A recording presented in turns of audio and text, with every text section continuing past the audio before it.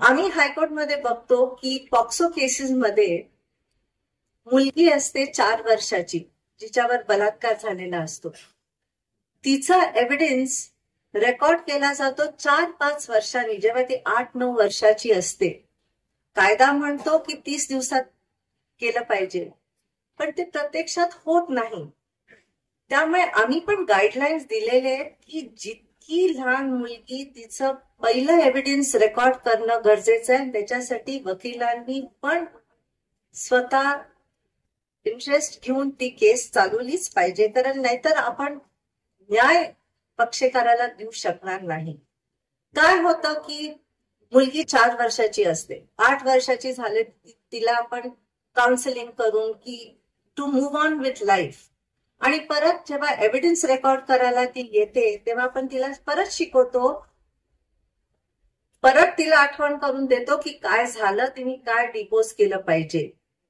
हे तुम्ही तिच्यावर आणखीन ट्रॉमा तुम्ही तिला ऍड करता. त्याच्यावर परत ते क्रॉस एक्झामिनेशन, ऑफकोर्स ते जज थ्रू होतं, पण हे प्रत्येक वकिलाचं कर्तव्य आहे की जितकी लहान मुलगी कुठल्याही रेप केसमध्ये एव्हिडन्स रेकॉर्ड करणं अत्यंत गरजेचं आहे, लवकरात लवकर. आणि ह्याच्यासाठी तुम्ही आपल्या न्यायाधीशांना सहकार्य दिलंच पाहिजे.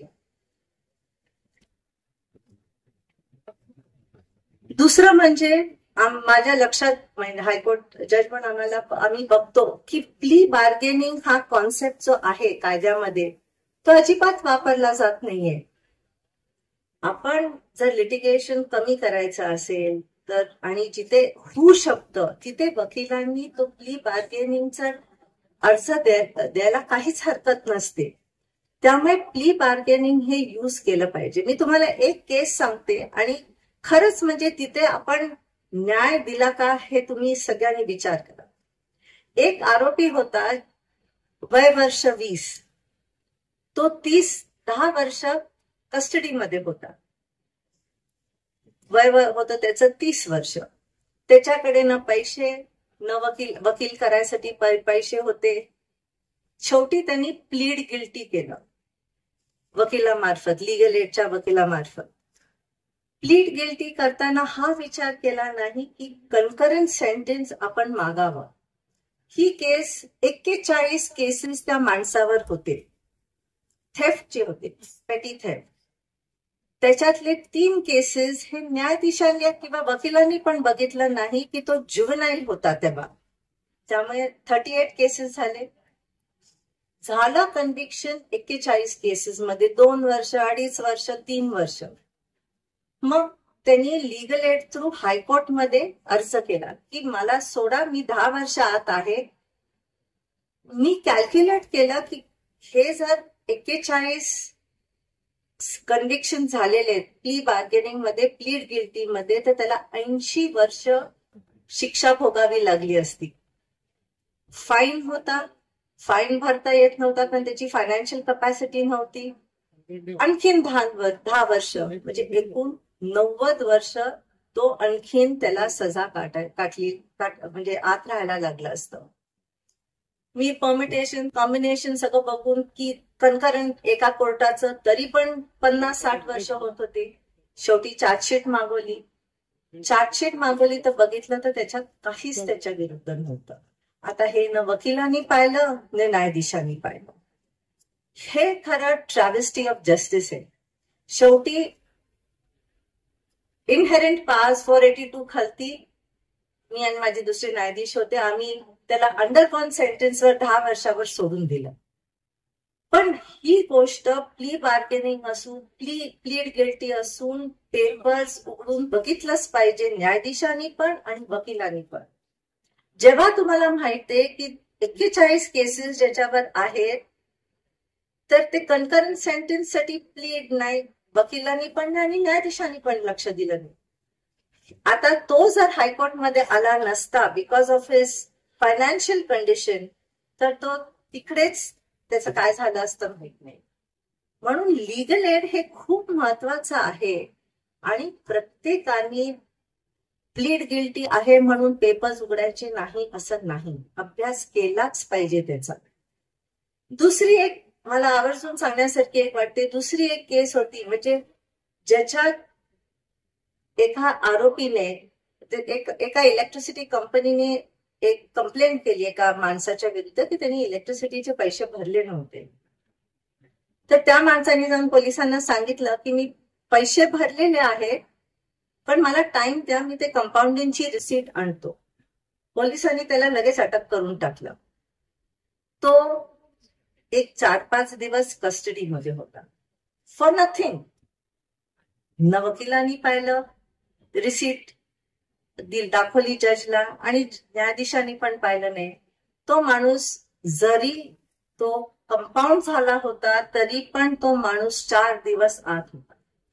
शेवटी मग आम्ही स्टेट गव्हर्नमेंटला सांगितलं त्याला भरपाई द्या, नुकसान भरपाई, आणि त्या ऑफिसर्स कडनं रिकव्हर करा, आणि त्या न्यायाधीशाच्या विरुद्ध पण आम्ही ऍक्शन घ्यायला लावू. म्हणून वकिलाचं कर्तव्य आहे की तुम्ही केस व्यवस्थित त्याची पडताळणी करायलाच पाहिजे कुठल्याही केसमध्ये. आजकाल आपण बघतो नवीन, आता ते समर्थ लॉ कॉलेजचे स्टुडंट्स मी थोडे पाहिले म्हणून मी सांगते की असं वाटतं की आता आपण वकिलाचा आपल्याला एक आलेली आहे पदवी, आता मी जाऊन कोर्टात अर्ज करू शकतो, मी आर्ग्यू करू शकतो. तसं नसतं. कुठल्या तरी सिनियरकडे काम करून त्याच्या खालती मेंटॉरशिप करून कसे ते वागतात, कसे ते बोलतात, कसं जज न्यायाधीश बरोबर वागतात, कसा आर्ग्युमेंट करतात हे बघणं अत्यंत गरजेचं आहे. जसं डॉक्टर साहेबांनी सांगितलं आता, जस्टिस डॉक्टर, की ट्रायल कोर्ट्स हे सगळ्यात महत्वाचे कोर्ट्स आहेत. मी तर म्हणेन तुम्ही आर्किटेक्ट आहात एखाद्या केसचे, शिल्पकार आहात, तुमच्यावर सगळ्यात जास्त जबाबदारी आहे हायकोर्ट लॉयर्स पेक्षा किंवा कोणाही पेक्षा. पण तुम्ही कशी केस चालवता ह्याच्यावर अख्खी केस पुढे चालणार असते. जर तुम्ही ओमिशन घेतलंच नाही, जर तुम्ही क्रॉस एक्झामिनेशन प्रॉपर घेतलंच नाही, तर किती मोठा वकील तुम्ही दिला हायकोर्टमध्ये आणि सुप्रीम कोर्टमध्ये, कोणीही काय करू शकत नाही. त्यामुळे अभ्यास करणं गरजेचं असतं. आम्ही हे पण बघतो की जो प्रश्न प्रॉसिक्युशननी विचारलेला नसतो तो क्रॉस एक्झामिनेशन मध्ये विचारला जातो आणि आपल्या संघावर केस ओढून घेतली जाते. इतका कॉन्फिडन्स असतो त्या यंगस्टरचा, पण त्याच्या लक्षात येत नाही की आपण कोणाचं तरी आयुष्याचं नुकसान करत असतो. त्यामुळे कुठली केस पहिलं म्हणजे कोणाबरोबर तरी शिका कसं करायचं. आम्ही आता हायकोर्टमध्ये बघतो, आम्ही बार काउन्सिलचे सगळे सदस्य आहेत, मी त्यांना किती वेळा बोलून सांगितलेलं आहे, यंगस्टर्सना शिकवा कसं आर्ग्यू करायचं, कसं ड्राफ्टिंग करायचं, कसं न्यायाधीशाशी वागायचं, कसं बोलायचं. ते जे एक क्लास ऑफ लॉयर्स होते जे ठीक आहे न्यायाधीशाला अगेन्स्ट आहे आपल्या विरुद्ध, थोडस दुसरा पॉइंट घ्यायचा आणि मग परत एक नॅक असते ती त्या सिनियर काउन्सिल कडनं शिकलीच पाहिजे. आणि हे आपल्याला दिसत नाही आजकाल. येतात, प्रिपरेशन नसतं, तुमची प्रेयर काय, तुमचं पिटिशन कशासाठी आहे, जेव्हा दावा दाखल होतो किंवा तुम्हाला माहितच नाही तुम्हाला काय पाहिजे, हे प्रेयर मध्येच नसतं. शेवटी आम्ही वकिलाकडे न बघता त्याच्या पुढे त्याच्या क्लायंटकडे बघून आम्हीच तो रिलीफ मोल्ड करतो. पण हे आम्ही करतो, पण आम्ही न्याय करायला बसलेलो आहोत. पण असं होत नाही की वकिलांनी त्यांची जबाबदारी विसरली पाहिजे आणि त्याचं कर्तव्य वकील जे क्लायंटच्या दृष्टीने असतं ते. त्यामुळे प्रत्येक वकील त्यांनी लक्षात घेतलं पाहिजे की दुसऱ्याचं आयुष्य त्याच्या मुठीत आहे आणि ते त्यांनी व्यवस्थित काम करून केस चालवायला पाहिजे. जसं आता आपण लेटेस्ट जजमेंट्स बघतो आणि आहे की bail is the rule, jail is the exception. अर्धे केसेस जे आमच्याकडे हायकोर्टमध्ये बेलसाठी येतात त्या मला वाटतं की कशासाठी आलेले आहेत, हे खालतीच न्यायाधीशांनी दिलं पाहिजे बेल. हे केसेस वरती यायलाच नाही पाहिजे. परवा आमच्याकडे एक केस होती आणि त्याच्यात एक स्त्री, तिला आत घातलं होतं 302 IPCचा आणि 201 डिस्ट्रक्शन ऑफ एव्हिडन्स अशी केस होती. पण तिच्या विरुद्ध फक्त 201 कलम होतं आणि 201 तुम्हाला माहिती आहे बेलेबल आहे. ती बाई ऑगस्ट 2024 पासून आत होती. तिला 2 मुलं, नवरा जेलमध्ये असताना तो वारला ऍक्सिडेंट मध्ये. एक मुलगी 2 वर्ष आणि 2 महिन्याची, दुसरी मुलगी ती मावशीकडे होती मोठी आणि धाकटी जेलमध्ये होती तिच्या बरोबर 1 वर्ष आणि 2 महिन्याची होती. तर वकिलांनी आमच्याकडे अर्ज केला. Very diligent lawyer. त्यांनी आम्हाला दाखवलं की हिची मेडिकल कंडिशन इतकी खराब आहे, तिला नेझल ऑक्सिजन लावलं होतं, तिला अपर रेस्पिरेटरी ट्रॅक इन्फेक्शन होतं, तिला जे मध्ये ऍडमिट केलं होतं. तर त्यांनी आमच्याकडे 226 खालती रिलीज मागितलं. तर बेलेबल ऑफेन्स मध्ये प्रॉसिक्युटर कोंडी देशमुख साहेबच होते ऑपोजिट साइडला. तर त्यांना म्हटलं की आहे काय त्याच्याबद्दल, 302चं का आहे का? तर त्यांनी व्हेरी फेअरली सांगितलं की 302चं काही नाही. मग अशा केसमध्ये तिचा बेल न्यायाधीशांनी रिजेक्ट केला होता. फक्त charge was 201 for destruction of the dead body. तो बेलेबल आहे. मग त्यांनी कन्फर्म करून जेव्हा आम्हाला सांगितलं, आम्ही तातडीने तिला रिलीज केलं आणि दोन्ही ग्राउंडवर, मुलाच्या आणि बेलेबल ऑफेन्स असला. त्यामुळे असं वाटतं की कुठेतरी न्यायाधीश पण have to be alive to the realities of life आणि वकील पण आपल्या क्लायंट्सचं व्यवस्थित वाचून जर त्यांनी मांडलं त्यांची बाजू तर नक्कीच पक्षकाराला न्याय मिळेल. दुसरं आपल्याला माहिती आहे की उच्च न्यायालयाचे जजमेंट्स आहेत, ग्राउंड्स ऑफ अरेस्ट हे द्यायलाच पाहिजे. ग्राउंड्स ऑफ अरेस्ट दिलं नाही तर it violates the constitutional mandate, आणि if it violates constitutional mandate the judge has no option but to release the person on bail. त्यामुळे हे सगळे जे नवीन जजमेंट्स येतात हे प्रत्येक वकिलांनी वाचलं पाहिजे आणि त्याच्या पक्षकाराच्या दृष्टीने ते बरोबर मांडलं पाहिजे. आता आपण हे पण DV ऍक्टचे केसेस, फॅमिली कोर्ट नसल्यामुळे JMFC कडे सगळे डोमेस्टिक व्हायलन्सचे केसेस येतात स्त्रियांचे. तिकडे पण प्रत्येकाने, वकिलांनी आणि न्यायाधीशांनी प्रयत्न केला पाहिजे की हा वाद कसा मिटतो नवरा बायकोमध्ये. आनंदाने पण मिटू शकतो आणि डायव्हर्स पण होऊ शकतो, काय हरकत नाही मीडिएशन थ्रू. पण हे मीडिएशन एक्सप्लोर करायला पाहिजे.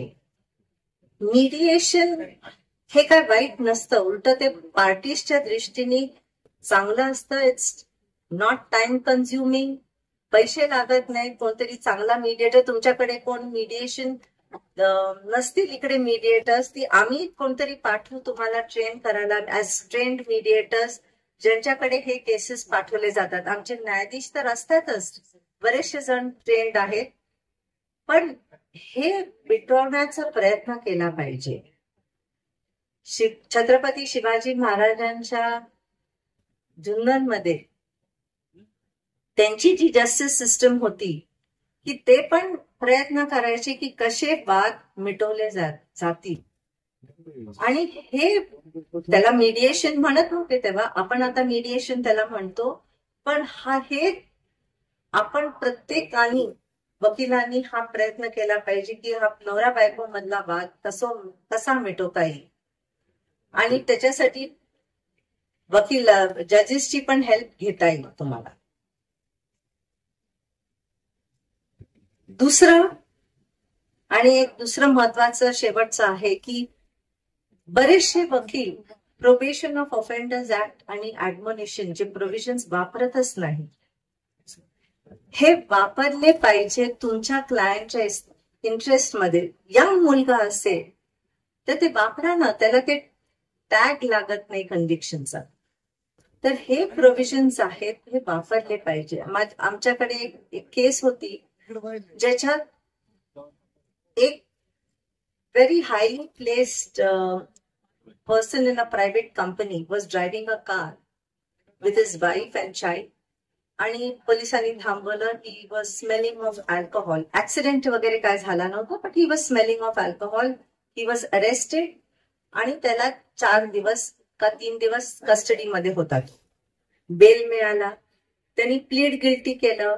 न्यायाधीशांनी दिले 2 महिने. आता दिस इज टू हार्श. प्ली बार्गेनिंगचा कॉन्सेप्टच समजला नाही. And he had not met with any accident. He challenged that order. तर वकील म्हणाला की अंडरग्राउंडवर सोडून द्या तुम्ही 4 दिवसाच्या.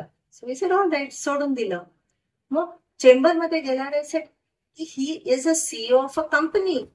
ही should ask for probation of offenders act. कारण तो जो स्टिग्मा असतो तो लागत नाही जर प्रोबेशन. कारण पुढे त्याला बाहेर देशाला जायचं असेल कुठल्या कामासाठी, तर पासपोर्टमध्ये कन्व्हिक्शनचा एक ठपका लागतो, पोलीस रिपोर्ट येतो. त्यामुळे हे सगळे जे आहेत हे तुम्ही लक्षात घेतलं पाहिजे. आणि तुम्ही आता नवीन बीएनएस मध्ये तर कम्युनिटी सर्व्हिस आहे, तर ते पण सगळे हे जे आहेत प्रोव्हिजन्स हे वापरले पाहिजेत. आणि तुमच्या क्लायंटला तुम्ही न्याय द्यायला पाहिजे. आपण इथे आम्हाला बोलवलं आणि आम्हाला ही ऑपॉर्च्युनिटी दिली. आज इनॉग्रेशनची स्थापना आपण 2 कोर्टचे स्थापन केले त्याच्यासाठी मी सगळ्यांची आभारी आहे. थँक्यू.